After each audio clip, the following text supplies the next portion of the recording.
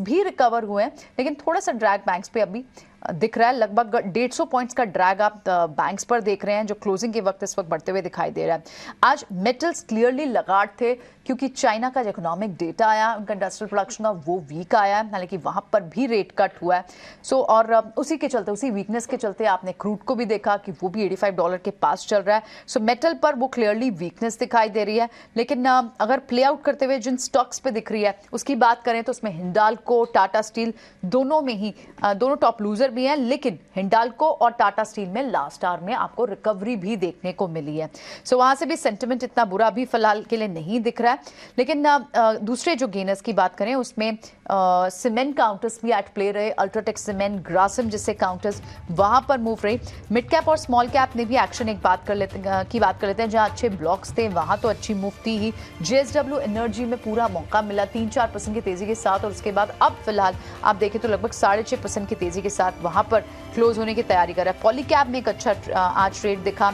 कुछ counters, hospital counters में Apollo, max, इनमें बड़ा ड्रैग पीछे कितने दिनों से चल रहा था, वहां पर अच्छा एक रिकवरी ट्रेड अटेम्प्ट होते हुए दिखाई दिया।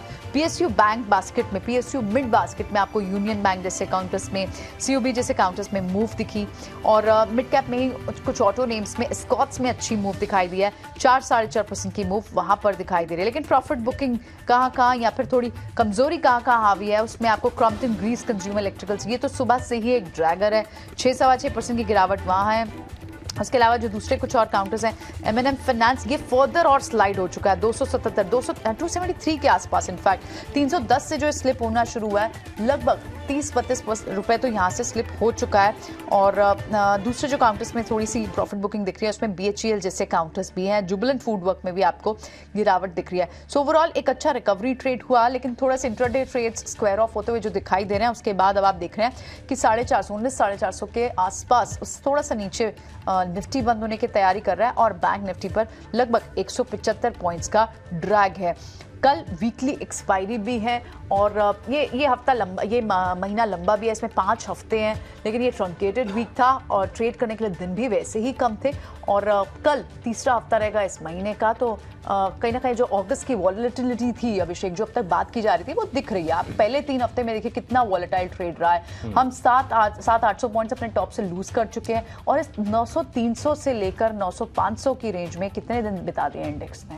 हाँ प्रियंका, लेकिन ये है कि बाजार थोड़ा साइडवेज हो गया है, साइडवेज हुआ है, रेंज में करेक्शन तो कहना, क्योंकि 20,000 के बेस पे 2-2.5% तो रेंज में ही है। 19,445 के आसपास क्लोजिंग है। अच्छी चीज ये है कि जो 125 अंकों की जो रिकवरी आई है ना, तो ये शायद हेडलाइन देख के समझ में आया कि बाजार का आज मूड कैसा रहा, लेकिन निश्चित तौर पर रिकवरी बेहद शानदार। अगर निफ्टी बैंक से सपोर्ट मिल जाता तो शायद तस्वीर थोड़ी और बेहतर होती। 19,500 को भी अटेम्प्ट करने की हम कोशिश कर लेते हैं। आज बैंक्स ने ही सपोर्ट नहीं किया, नहीं तो शायद हो सकता है हम बेहतर होते यहाँ पर। और बैंकों की कहानी भी अलग है प्रियंका। आप देखिए अब ना बिल्कुल जो वेटेज वाला खेल है, जिसके बार बार चर्चा इसलिए भी करते हैं कि आप छोटे बैंकों को देखिए, वहां पर अलग तस्वीर है। आईसीआईसीआई बैंक, एचडीएफसी बैंक कमजोर है तो निफ्टी बैंक कमजोर है। 55% का वेटेज कमांड करते हैं ये। एब्सोल्युटली। तो ये बाजार में आज का सत्र रहा, लेकिन आज के सत्र के साथ आपको हम कल की भी तैयारी करवाएंगे। एक छोटा सा ब्रेक लेंगे, इस शो को यहाँ पर समाप्त करेंगे। हम सभी मेहमानों का बहुत शुक्रिया। एक छोटे से ब्रेक के बाद मनीष आपके साथ जुड़ेंगे कल की तैयारी लेकर। नमस्कार।